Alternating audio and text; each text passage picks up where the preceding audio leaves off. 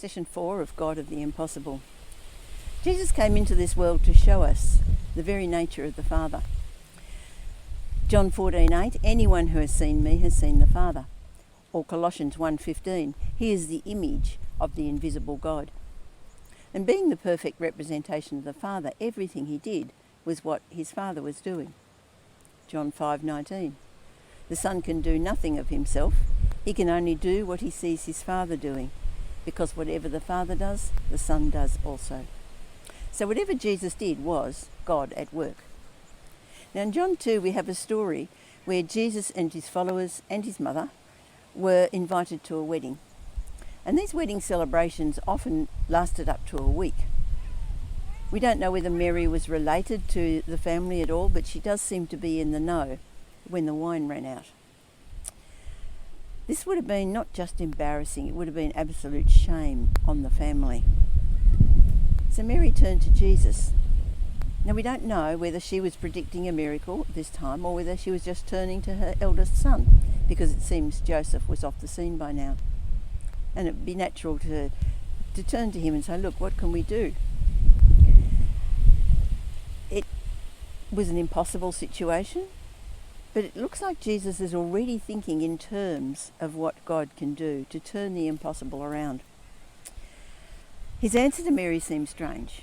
Well, why are you telling me? Like it's nothing to do with me. As a human being, I can't do anything.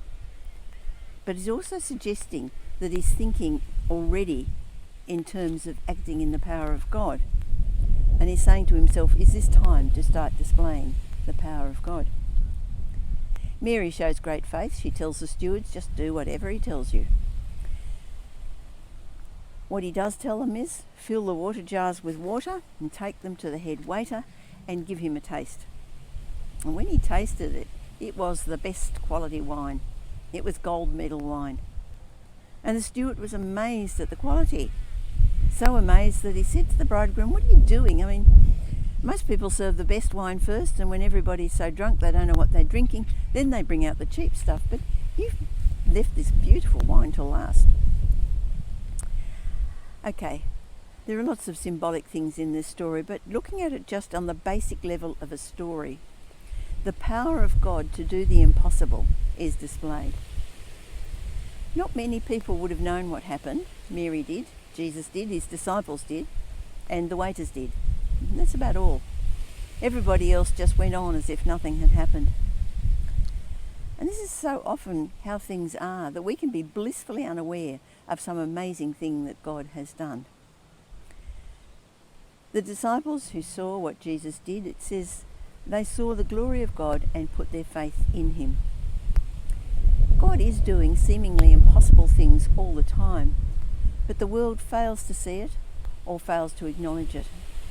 Even Christians often refuse to believe because we are so set in our ways of thinking that it can only be done as the world does it.